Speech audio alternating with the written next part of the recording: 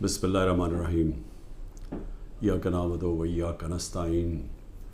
میرے پاکستانیوں، میں جو آج آپ سے بات کرنے لگا ہوں وہ کل ایک ISPR کی پریس کانفرنس ہوئی اور اس کے اندر انہوں نے ایک دو باتیں کہیں تو میں مجبور ہوں کہ میں آج اپنی قوم کے ساتھ بات کروں۔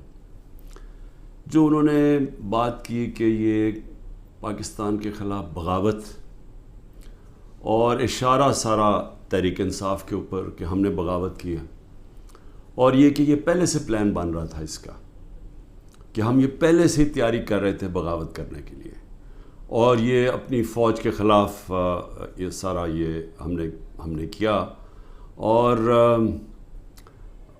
جس طرح کی وہ بات کی گئی مجھے ایک بڑی تکلیف ہوئی اس کی۔ تو میں نے کہا کہ میں آج اپنی قوم کے سامنے ذرا 2-3 پوائنٹ رکھوں، کیونکہ جب ایسی بات کی جاتی ہے تو اس کا جواب دینا بڑا ضروری ہے۔ دیکھیں، اب یہ موقف آ گیا ISPR کا اور پاکستان کی اسٹیبلشمنٹ کا کہ تحریک انصاف نے بغاوت کی۔ اب یہ دوسرا بھی ایک موقف ہے، یہ ہمارا بھی موقف ہے، یہ میرا موقف ہے، میری پارٹی کا موقف ہے کہ ہمارے خلاف پوری کانسپریسی کی گئی، ہماری گورنمنٹ گرائی گئی، جبکہ پاکستان کی تاریخ میں 2 سالوں میں آخری ہمارے 2 سالوں میں بہترین معیشت اوپر جا رہی تھی۔ آپ اگر اکنامک انڈیکیٹرز دیکھ لیں اور پاکستان اکنامک سروے پڑھ لیں تو وہ ان کی حکومت کا بھی پڑھ لیں جو ان کے دور میں شائع ہوا ہے، تو آپ کو یہ پتہ چلے گا کہ 17 سال کے بعد بہترین اکنامک پرفارمنس تھی، اور 17 سال پہلے اس لیے تھی کہ امریکی ڈالرز آ رہے تھے، ہم امریکہ کی وار آن ٹیرر لڑ رہے تھے۔ یہ امریکی ڈالرز آنے کے بغیر باوجود یہ اکانومی بڑھ رہی تھی، انڈسٹری بڑھ رہی تھی، ریکارڈ گروتھ ہو رہی تھی، اور اس کے باوجود کہ 2 سال کرونا میں ساری دنیا میں ایک بہت بڑا زوال آیا ہوا تھا، اس کے باوجود اللہ کا کرم کہ ہم نے اپنی معیشت کو بھی بچایا، ہم نے اپنے لوگوں کو بھی بچایا۔ دنیا نے اکنالج کیا کہ پاکستان نے جو قدم اٹھائے کووڈ-19 میں وہ دنیا میں مثال تھے۔ ایک امریکی ایک اکانومسٹ جو کام کرتا تھا ڈونلڈ ٹرمپ میں، اس نے کہا کہ اگر امریکہ پاکستان کی مثال لے لیتا تو کتنے 10 کھرب ڈالر بچا سکتا تھا۔ تو اس گورنمنٹ کو گرایا گیا ایک سازش کے تحت، تو یہ ہم کہہ رہے ہیں کہ ملک سے غداری ہوئی۔ اس کے بعد 25 مئی کو ہمارے ساتھ جو ہوا، کسی پولیٹیکل پارٹی سے ایسا نہیں ہوا کہ وہ لانگ مارچ کر رہی ہے اور 2 دن پہلے گھروں میں گھس کے اٹھائے جا رہے ہیں لوگ، کتنے ہزار گھروں میں پولیس گھسی رات کے صبح کے 3 بجے۔ یہ پہلی دفعہ کسی پارٹی سے ایسے ہوا۔ 3 لانگ مارچز میرے خلاف ہوئی، بتائیں ایک بھی FIR کٹی؟ ایک دفعہ ہم نے کسی کو روکا؟ کسی کے اوپر ٹیئر گیسنگ ہوئی؟ اور ہمارے اوپر پورا ایک اٹیک آیا، ہمارے بنیادی حقوق فنڈامنٹل رائٹس کی وائلیشنز ہوئی، اور ہمارے اوپر ہی پرچے کٹ گئے۔ میں نے تب 26 کی صبح کو اپنے دھرنا کال آف کیا، کیونکہ مجھے پتا تھا انتشار کی طرف جا رہا ہے۔ جو پارٹی الیکشن چاہتی ہے وہ انتشار تو نہیں چاہتی۔ تو اس کے بعد ہمارے اوپر یہ نہیں ہوا کہ سستیاں کم ہوئیں، جب ہم 30 بائی الیکشنز جیت گئے 37 میں سے، باوجود اس کے کہ پوری اسٹیبلشمنٹ کی سپورٹ تھی یہ 12 جماعتوں کی، میرے اوپر قاتلانہ حملہ ہوا، مجھے قتل کرنے کی کوشش کی گئی، میں اپنی FIR نہیں کٹوا سکا۔ یہ بھی سازش تھی، کیونکہ وہ طاقتور لوگ بیٹھے ہوئے تھے، میں کچھ نہیں کر سکا۔ پھر جو JIT بنی پنجاب کی ہماری گورنمنٹ تھی، اس نے جو چیزیں سامنے لے کے آئیں، جب وہ چیزیں سامنے آ رہی تھیں کہ 3 شوٹر تھے ایک کی بجائے، وہ JIT کو سیبوٹاج کیا طاقتور لوگوں نے۔ سازش تھی، کیوں نہیں ان JIT کو چلنے دیا۔ اس کے بعد ہمارے اوپر میرے گھر پہ حملہ ہوتا ہے۔ ہم ایشورٹی بانڈ جب دے رہا تھا میں کہ جناب میں وہاں 18 مارچ کو اسلام آباد کے جوڈیشل کمپلیکس میں جاؤں گا، کوئی قانونی جواز نہیں تھا میرے گھر پہ، 24 گھنٹے حملہ کیا، اور وہ ایشورٹی بانڈ بھی نہ لے پولیس، کیونکہ انہوں نے مجھے اغوا کرنا تھا یہاں سے۔ یہاں لوگوں کو زخمی ہوئے، سارا دن گھر اندر بیٹھ نہ سکے، 24 گھنٹے ٹیئر گیس کمروں کے اندر. کبھی کسی لیڈر سے ایسے نہیں ہوا. 18 مارچ کو پھر میرے اوپر ایک قاتلانہ حملہ ہوتا ہے. اللہ کا کرم ہے کہ میں بچ جاتا ہوں. سارا وہاں اوپر ISI نے اس کو ٹیک اوور کیا ہوا تھا، جو جوڈیشل کمپلیکس ہے. CCTV کیمرہ انہوں نے بند کر دیے. پوری تیاری تھی کہ عمران خان کو قتل کرنا تھا وہاں. وہ اللہ نے ایسا کرم کیا کہ وقت میں ہم باہر نکلے، اگر اندر چلے جاتے تو دروازہ بند ہو جاتا تو ختم تھا. وہاں بچا میں. اس کے بعد اگلے دن یہاں 2 دن کے بعد 3 دن کے بعد ادھر ایک اور مرتضیٰ بھٹو ٹائپ قتل کرنا تھا. وہ مجھے پہلے پتہ چل گیا، میں نے ٹی وی پہ چلا گیا، وہ رک گئی بات. تو سازش تو کیا ہو رہی تھی؟ سازش یہ ہو رہی تھی کہ ایک پارٹی جو جیتنے جا رہی تھی الیکشن، اس کو پارٹی کو ختم کرنے کے لیے لیڈر کو ختم کرنا تھا. اور پلان تب سے ہی بنا ہوا تھا. کیسز شروع ہو گئے تھے مہینوں کے اندر. جیسے 70 سال میں ایک آدمی کے اوپر ایک کرمنل کیس نہیں ہوتا، چند مہینے میں آج 170 سے زیادہ کیس ہو چکے ہیں. یہ یعنی کون سے انصاف کا تقاضا ہے کہ ہر قسم کا جو ہر دوسرے دن کوئی نیا کیس ہو جاتا ہے. سارا میرا وقت ایک عدالت سے دوسری عدالت میں لگتا ہے. تو یہ کون سا، یہ ملک کی بہتری کے لیے ہو رہا ہے کہ ایک پارٹی، سب سے بڑی پارٹی کو باہر رکھنا؟ اس سے بڑی سازش کیا ہے؟ جمہوریت، سب سے بڑی پارٹی کو ختم کرنے کا مطلب جمہوریت ختم کرنا، اور جمہوریت ختم کرنے کا مطلب آزادی ختم کرنا ہے. تو یہ کیا ملک کے خلاف سازش نہیں ہے؟ اور پھر جو 9 مئی کو ہوا، اب ISPR صاحب کہہ رہے ہیں کہ جناب 9 مئی کو جو ہوا ہے وہ ایک بڑی سازش چلتی آ رہی تھی، تو وہ سازش سامنے آئی، بغاوت. مجھے یہ بتائیں کہ میں جب یہاں سے، مجھے پتا تھا پکڑنا انہوں نے مجھے 9 مئی کو، میں اس سے پہلے ویڈیو ریکارڈ کر کے گیا کہ اگر مجھے پکڑنا ہے مجھے وارنٹ دے دیں اور میں آرام سے اپنے آپ کو آپ کے حوالے کر دوں گا. کوئی ضرورت نہیں ہے کہ یہ جو میرے گھر کے باہر ہوا کہ پولیس، 1000 پولیس اور رینجرز اٹیک کر رہے ہیں. سب کے سامنے جو ہوا کہ رینجرز بھی نہیں بلکہ وہ کمانڈوز تھے، انہوں نے اٹیک کیا، شیشے توڑے.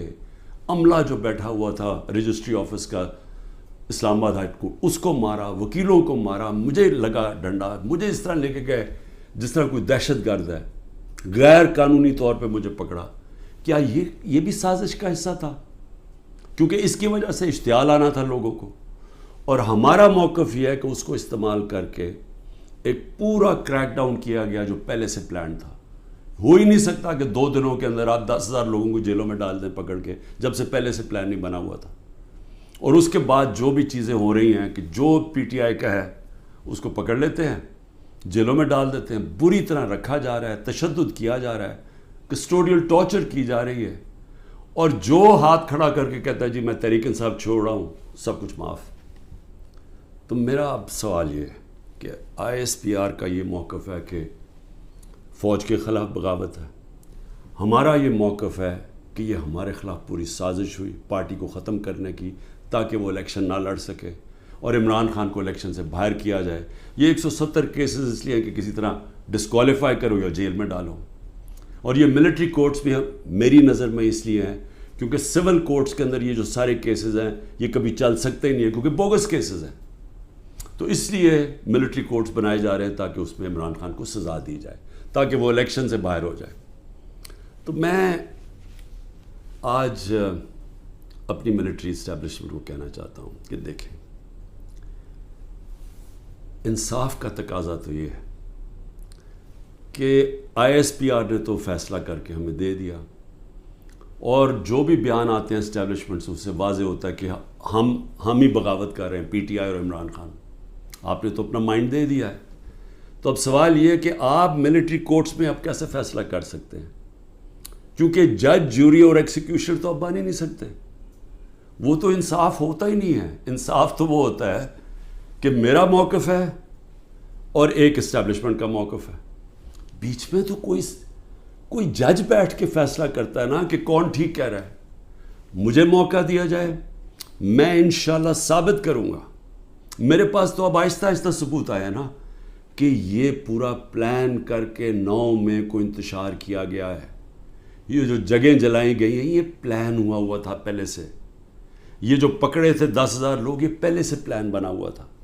اور یہ پلان صرف ایک مقصد سے تھا کہ تحریک انصاف کو ختم کرنا ہے. یعنی جو کاٹا ڈالا ہوا تھا، جو بار بار مجھے ہمیں اسٹیبلشمنٹ بتاتی تھی، جو میرے ابھی بھی لوگوں کو ملتی ہے، تو ہمارے جو سارے لوگوں کو ملتی ہے ان کو یہ کہ جی عمران خان کے اوپر کاٹا ڈل گیا ہے، آپ کسی اور پارٹی میں چلے جائیں، پی ٹی آئی کا کوئی مستقبل نہیں ہے. پہلے تو ان کی بزنسز بھی بند کرتے ہیں، گھر بھی توڑتے ہیں، سب کچھ، لیکن ساتھ پھر یہ مایوس بھی کر دیتے کہ جی عمران خان کا تو کوئی چانس ہی نہیں ہے. تو بڑے رسپیکٹفلی میں کہنا چاہتا ہوں کہ یہ عدالت میں کیس چلنا چاہیے اور اوپن ٹرائل ہونی چاہیے. میری ایک اور ریکویسٹ ہے، یہ ٹیلی وائز ہونی چاہیے ٹرائل، کیونکہ یہ ایک ملک کے خلاف اگر بغاوت ہے تو یہ کوئی چھوٹی چیز نہیں ہے. تو یہ چھپا کے نہیں ہونی چاہیے، پبلک میں ہونی چاہیے. سارے جو آپ کہتے ہیں کہ آپ کے پاس ثبوت ہیں آپ لے کے آئیں، جو میرے پاس ثبوت ہے وہ ہم لے کے آتے ہیں، قوم کے سامنے رکھیں. کیونکہ اگر اپنی فوج کے خلاف کوئی بغاوت کرتا ہے اس کو سزا ملنی چاہیے. میری طرح کا آدمی جو فیصلہ ساری باہر 20 سال باہر کمائی کی، سب کچھ بیچ کے آج میرا پاکستان میں، میرا ایک پیسہ پاکستان سے باہر نہیں ہے. تو مجھے اگر غدار کہا جا رہا ہے تو مجھے موقع ملنا چاہیے اپنے آپ کو بے قصور ثابت کرنے کا پبلکلی.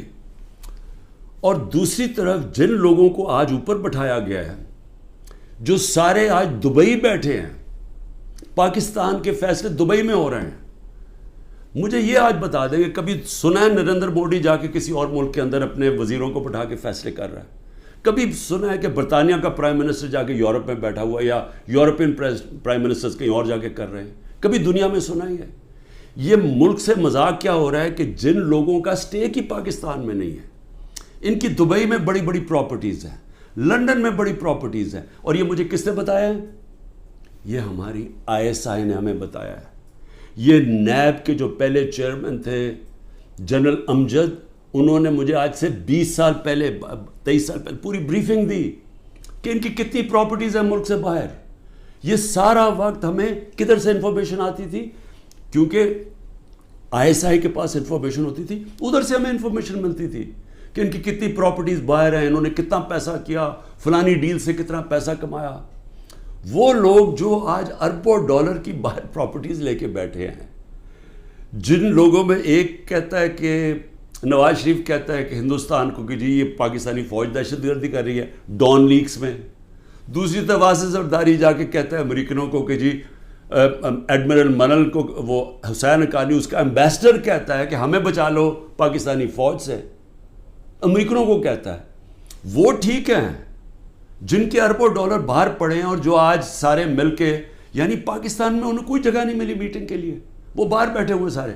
اور عمران خان جو سب کچھ اپنا چھوڑ کے بیچ کے آج پاکستان ہے، وہ غدار بن گئے.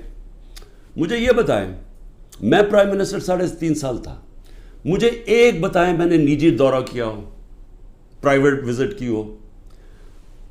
میرے بچے انگلینڈ میں تھے، 2 دفعہ مجھے برطانیہ کے پرائم منسٹر نے آفر کی کہ لنڈن آؤ، میں کیوں نہیں گیا؟ کیونکہ میں جب کوئی باہر کا دورہ کرتا تھا پہلے میں دیکھتا تھا میرے ملک کو اس کا کیا فائدہ ہے. کیونکہ جب ایک پرائم منسٹر باہر دورہ کرتا ہے پاکستان کے ڈالر خرچ ہوتے ہیں، ہمارا پیسہ خرچ ہوتا ہے، ہمارا مقروض ملک ہے. میں تو اپنے بچے تک نہیں گیا. نواز شریف 22 دفعہ نجی دورے کیے اس نے لنڈن کے جب وہ پرائم منسٹر تھا. آصف زرداری 50 دفعہ دبئی گیا جب وہ پریزیڈنٹ تھا، اور ملکوں کے علاوہ. تو آج مجھے تکلیف یہ ہے کہ یہ جو لوگ اوپر مسلط کیے ہیں، جو دبئی بیٹھ کے پاکستان کے فیصلے کر رہے ہیں، یہ محب وطن ہیں، اور میں اور میری جماعت ان کو غدار کہا جا رہا ہے. اس لیے اس کی اوپن ٹرائل کریں. یہ بیٹھے اس کو ٹی وی کے اوپر یہ ٹرائل آئے، مجھے موقع ملے بتانے کا قوم کو کہ ہمارے سے ہوا کیا کیا ہے، میرے سے کس طرح غداری کی گئی ہے، کس طرح میرے سے جھوٹ بولے گئے ہیں، کس طرح کمر میں چاقو مارا گیا ہے، اور آج پاکستان کو گھٹنے پہ پہنچا دیا ہے. آج ہم معاشی طور پہ بھی اس جگہ پہ پہنچ گئے ہیں کہ نریندر مودی کہتا ہے کہ اس کو پاکستان کو چھوڑ دو، یہ اپنے بوجھ میں ہی کر رہا ہے. آج یہ اسٹیٹمنٹ آئی ہے, 14 مہینے پہلے اس طرح کی کسی کوئی اسٹیٹمنٹ آئی تھی؟ ذرا صرف دیکھ لیں کہ پاکستان کا وقار کدھر تھا اور آج کدھر ہے پاکستان. جتنی انہوں نے خدمت کی امریکہ کی, یہ فورن منسٹر نے اچھی اچھی انگریزی بول کے اور پتہ نہیں اربوں روپے کے دورے کر کے, اور اوپر سے شہباز شریف سارا وقت دورے کر رہا ہے باہر. جو جوائنٹ اسٹیٹمنٹ آئی امریکہ کی اور ہندوستان کی نریندر مودی کے دورے پہ, ہمیں ہماری خطرے کی گھنٹی بجنی چاہیے. کبھی بائی لیٹرل میٹنگ میں وہ تیسرے ملک کو برا بھلا نہیں کہتے. انہوں نے نام لے کے کہا کہ پاکستانی دہشت گردی کر رہا ہے. مطلب یہ کہ کشمیر کی جو ساری وہ جو بیچاروں اتنی دیر سے اپنی آزادی کی جنگ لڑ رہے ہیں, وہ پاکستان دہشت گردی کر کے لڑ رہا ہے, وہ آزادی کی جنگ نہیں ہے. یہ اتنا برا ہمارے اوپر انہوں نے, جو اب میں کیا کہوں کہ جس طرح کا انہوں نے پاکستان کے اوپر تماچا مارا ہے, اور یہاں سے کوئی جواب نہیں آئے گا کیونکہ ان کے پیسے باہر پڑے ہیں اور ان کو پتہ ہے ان کے پیسے باہر پڑے ہیں, یہ کبھی نہیں بولیں گے. لیکن مجھے اس سے زیادہ خطرہ ہے, اور میں اس لیے بھی اپنی اسٹیبلشمنٹ کو پیغام دینا چاہتا ہوں کہ دیکھیں, میں ایک تاریخ کا طالب علم ہوں.